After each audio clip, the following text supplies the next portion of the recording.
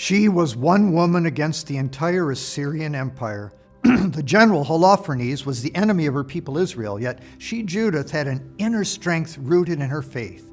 When her city was ready to give in and be taken over by this vast empire, Judith rallied them to resist, to remain different from the other nations, and never to deny the power of God. She managed to get into the good graces of Holofernes and eventually cut off his head, and thus saved her people.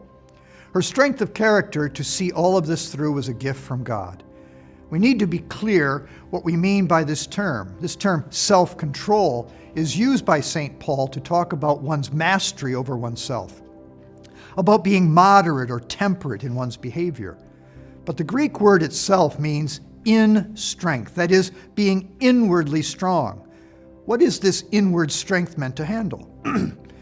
When we have this inward strength from the Holy Spirit, we are able to resist all forces which seek to control us. Our fear, our desires for revenge, our angers, our improper uses of drugs or alcohol or sex or speech. Instead of being controlled by these forces, we have an inner strength which enables us to control them. As an example, St. Paul, in his first letter to the Corinthians, compares himself to an athlete. He is clear that for the sake of the goal, who is Christ, he will refrain from anything which will hamper his getting there.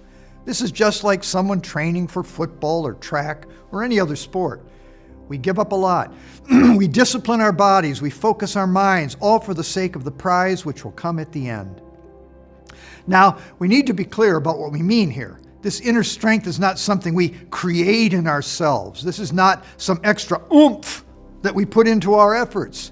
Rather, this inner strength is a result of the gift of the Holy Spirit. The Spirit gives us this power over ourselves.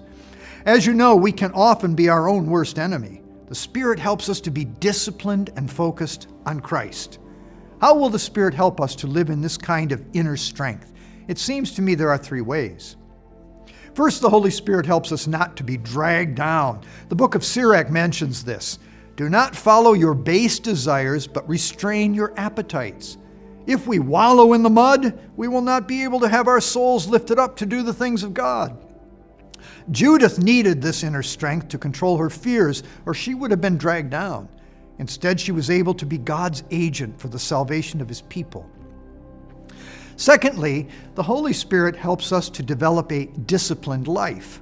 Each of us must become a master of himself or herself. This requires daily practice, something we can only persist in if we are filled with God's grace. For God can do in us what we have such difficulty doing in ourselves. St. Peter urged his people to build on their knowledge of Jesus with a disciplined life, with self-control. And then he added, for whoever lacks these things is blind and short-sighted and has forgotten that he was cleansed from his old sins. Thirdly, the Holy Spirit gives us confidence to live a life that is moderate, that demonstrates that we have this mastery over ourselves, and that we can then actually overcome the real enemies to us and to the world.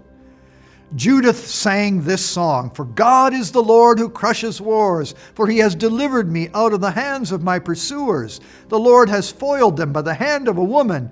Then my oppressed people shouted for joy, for weak people shouted, and the enemy trembled. They lifted up their voices, and the enemy turned back. O Lord, you are great and glorious, wonderful in strength, invincible. The result of this great gift will be an inner strength in each of us. Let us not be dragged down by our baser selves. Let us learn to discipline ourselves and become a master of ourselves. Then win victories for Christ. Become heroic like Judith in the face of all the pressures which we face. For the Lord indeed is great and glorious and wonderful in strength.